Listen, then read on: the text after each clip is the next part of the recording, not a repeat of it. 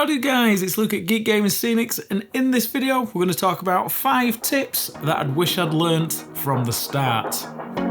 I'll catch you after this.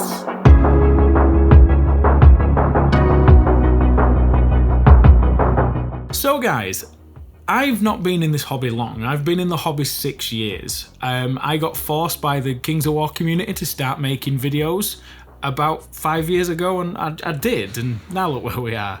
But what this video is about is, when I started, YouTube for me was the journey of you learning or watching how I've learned to make terrain. Now there's a lot of things that I'm not going to say wasted time on, because it's got me to where I am now, but there's a lot of processes that I did that I wish I just never wasted my time on trying to improve, because I just don't use them now. And I thought I'd put it into a good video, and if anybody is starting out, I'd love that it'd help them. Now I am going to talk about some of my products in this video, so if you're insulted by that, I do apologise, but if you have been following the channel for a long time, you'll know where it comes from. And I'll discuss that in the video. But let's get to tip 1. Tip 1 is don't paint anything. Hang on a sec. When it comes to Scenics, I've found not painting looks more natural. Now hear me out. When I started out making rock faces and hills or outcrops, I used to get some foam, chuck some plaster on it, texture it up, and then paint it black, dry brush it, brown floor, dry brush that. And there's nothing wrong with that. It's very stylized in the look, but it never looked natural, and I've always wanted to make realistic terrain that we can play on. So the way that I got to this is by, when I did the Mediterranean gaming table, I think that's when I got to a point where I was very happy with what I'd accomplished. And this is using things like soil, grouts, pigments, and using natural materials. But you're not painting them, you're actually using the products to their advantage to get the look that you want, and not having to paint them is very quick as well. It means that you're saving an absolute fortune in time. And all you've got to do is just throw it down, it looks so nice. And you've got the opportunity of using whatever pigment powders you want, whatever coloured grouts you want, and they just look so much nicer. It looks a lot more natural, because it is. Now, with natural products as well, if you're going to be using things like my base ready products, you can just throw them down, you don't have to paint them, and when you seal them, it does take the colour down ever so slightly. But if you do want to paint them when you come to paint your rock faces with washers, just use the washers that you've used on your rock faces over the rocks and things like that, and then them colours just tie everything together. In nature, there's so many different colours and textures and all sorts. So if you can incorporate that into your terrain, it looks more natural and it's not distracting.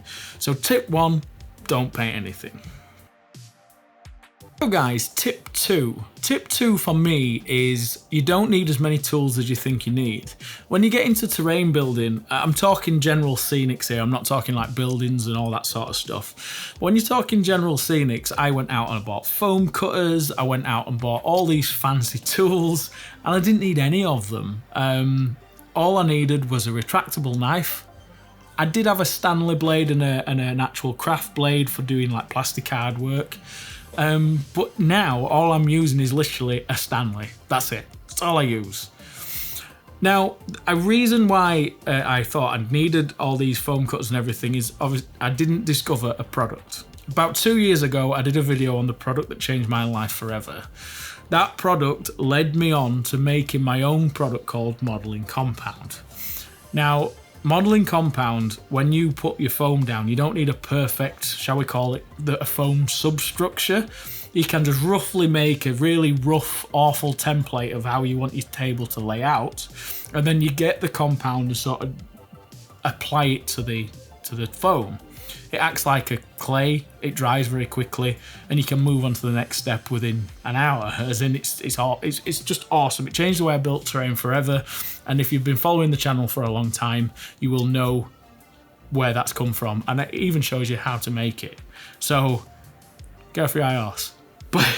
But anyway, Modelling Compound for me is, it's not a tool, it's a product obviously, but just using a knife, some foam and compound, just so much quicker, it's a little bit tidier because you're not having bobbles of foam flying everywhere and all that sort of stuff. You don't have to sit sanding foam, which is not something I enjoy doing because it's very dusty. And if you are going to be sanding foam, and if you are going to be using hot wire cutters to cut your foam and sand and get a perfect landform, and you want to do it that way, do get a mask and everything else, and maybe do it outside because it does get really messy. Whereas the way I do it, I just literally cut the foam and then use compound over the top. It's very quick, it's less mess. The compound's quite messy, as in on your hands, but apart from that, it's just a lot better. So you don't need as many tools as you think you need for doing general scenics. Just some foam, a knife, and some compound. Absolute essential. Basing terrain is different. Modular terrain, you've got to really think about the surface area of the terrain that you're building. So if you're building a hill, it's fine to use 3mm ply, 3mm MDF, 3mm Foamex. They're all the same because you've got a large surface area of foam on top of that that's going to keep it flat. If you're building something like a wall, but you're going to be building like a broken down wall area or a ruined section, there's only 2 bits of foam causing a V, and then the rest of that board that it's on is a big surface area. If you've got a large open surface area on your terrain, use 6mm, whether that be ply, whether that be MDF, or whether that be Foamex, okay? But Foamex is the best choice, and I'd wish I'd have found Foamex a lot sooner. It is a lot more expensive, but it's a far better product and you don't get any warping or anything like that. And you can cut it with a knife, you don't have to use jigsaws or anything else. You can cut 3mm MDF and ply with a knife, but it can get a bit hard work. But Foamex, cut it with a knife and everything else. Now tip 4, I'm going to call it don't restrict yourself. And what I mean by that is, a lot of people get an idea in their head and they have to stick to a strict plan of how it's got to look, the size something's got to be, and everything else. And I was very much like that when I started. I had this idea in my head and I had to achieve what was in my head. When you actually start doing that, you actually soon find it might not be achievable, or if it is, you've got to compromise something. Rough ideas and just roll with it is the best way for making terrain. My best few boards have probably been the Mediterranean board. They've probably been my one-day board build, the first one that I did. And the second one were pretty cool, pretty big. But some of them boards were literally just off the cuff and just go with the basic idea. I've got to try and fit this, this and this in this board. How can I do it? And I just go at it. And I just work with what I've got. And you tend to get your best work out of when there is zero restrictions. You're just sort of going with the flow. And because as soon as you go, this has got to be this size, it's got to be here, it sort of compromises the rest of your work. So if you can get away with not working to a strict plan, always do it. Tip 5, guys, is more of a summary of how I do things now, okay? It's more of like a step-by-step guide of how I do things now. It's improved my speed massively, my quality massively, and just the overall look and finish of what I do now. And to build the baseboard, like we've already spoke about, gives you a nice solid base to work from. Using just cheap polystyrene and then going on with your foam, cut it to rough shape, using the modelling compound on top of that. It dries very quickly, it's very strong. It means that it's a far more playable piece because it's not as soft as just foam with a bit of sand on top. It's a lot stronger and harder wearing, which is perfect for wargaming use. Then obviously once you've cast your plaster rocks up and you've got them in and you've blended them all in with the modelling compound, you can be literally ready for chucking your first layer of paints and washes on the entire piece, depending on the size of it, in a couple of hours, okay? Which if you was doing it the old way, like I've done in my older board builds, it's a board, you cut your foam to a rough shape, then you're putting your fillers on, your texture paste, your glue, your sands. Each one of them steps has a hell of a lot of drying time, and it can be 2 or 3 days before you get anywhere near where you are with the step doing things this way. Once you've got your paint down, you don't even have to wait for that paint to dry, Okay, you can get your first layer of flocking and your dirts and your sands and throw them all on top, get it looking sort of what you like, spray seal all that down with spray glue, and then if you want to start using static grass and everything, that's when you have to leave it to dry. If you're not using static grassing, just keep going on with more flock, damp, as in just keep it sort of damp while you're applying your flock down so it doesn't blow everywhere, and then just spray seal that and build it up and build it up. And if you work along this process, you will find if you start a project, you can finish it in the same day, which, going back to how I used to build things 4 or 5 years ago, not a chance. I couldn't even do a little miniature base in a day because of the drying times of each step would really severely slow you down. And if you just like to get started and enjoy yourself and carry on, it makes a massive difference building terrain this way, especially like how I do it. Let's wrap this year up, okay? I think this is going to be my last video of the year. I'm tired. It's been an hard one. As you all know, COVID and all that, but we moved into a brand new unit at the start of the year.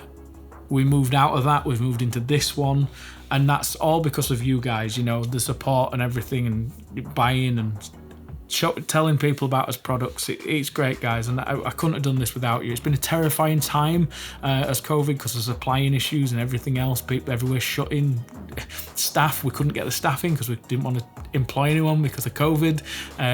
So I've had to work, Lee's had to work, Mickey's had to work, Daryl and Wayne, we've all had to work crazy hours to try and keep on top of it all. And I'd just like to say that we've got through it, thank God, and I couldn't have done it without you lot. Just without you lot, it'd have been up shit creek without a paddle. So thank you very much. If you are wanting to buy any of the products, guys, do check out Honor's page. It's the very bottom of the website, and it's where you can see where to buy our products from. I mean, you can get them direct from us, but because of COVID and everything else, try your local suppliers or places in your country that stock our product. If you can get it from them, get it from them. If you can't, come to us. We're open till Friday this week. I don't know the date. Is it 19th? Friday 19th, I think. Buy it before 1 PM on Friday, and if you buy it before then, we'll get it out to you before Christmas, okay? Any orders that you place from that Friday after 1 till the first working week in January, we will ship out in that first week in January. We're taking 2 weeks off. We need it. Okay, but if you are wanting to make an order and get it before Christmas, get it in before Friday at dinner time. All right, guys. Anytime after that, it won't be dispatched till January next year. All right. Other than that, guys, again, thank you. I've had a bit of a crap year myself, as in I've been in and out of hospital with eye problems. I've been in surgeries to sort that out, which I'm hoping that's sorted now. And a few other problems with pets and all that sort of stuff, which I'm sure you've seen. But yeah, it's been an hard year, and I'm glad to see the back of it. So any content this year, I'm going to take cameras home, and I might film me doing a personal project, finishing off my armies that I've started, and just have some time getting my armies and stuff done. So I might film and document that. I want to play with my new 4K camera so I can see how that is for painting miniatures. But if you want to see that, let me know in comments. It's just finishing off my Praetorian Guards, my Lord of the Rings armies, and my Fire Slayers. I just want to get them all finished, get them all done, and start the new year on a clean slate. As for content for the new year, I'm really excited. Because of what we've achieved this year, we've got the bigger space and everything now. I've got 2 spaces. I've got in here for smaller projects, miniature painting, and I've got a big space for doing terrain boards and doing things that I've always wanted to do. I've sorted out a lot of collabs with small YouTubers, big YouTubers. I've sorted out some really fun projects that I'm really looking forward to doing. I'm not going to promise the sort of content or anything like I did last year, because that just went up the swanny, didn't it? But I've got some really nice videos planned, and I can't wait to get cracking on them. Just need restrictions to lift, and then obviously once that's in, we can start doing that content. Next year, my job is to start making more YouTube videos and get back on it. So if there is anything that you want me to cover, anything that you think would be a cool idea, chuck it down there, and it'll give me like an ideas list to work from. But I'm looking forward to having some time off, coming back fresh, and then making content again. I just need a break. It's been hard work this year, and trying to force creativity when you're walking on your last legs has been a bit of a pain. But yes, enjoy my time off, and you lot enjoy your time off. Let's have a few drinks. Let's enjoy Christmas and the New Year. And if I get a video out before Christmas, then enjoy it. If I don't, then enjoy not watching me and watching somebody else. But anyway, guys, thanks for watching. Thanks for tuning in. And I'll see you for next video. Maybe this year, maybe next year. I'll catch you in a bit. Love, love, love.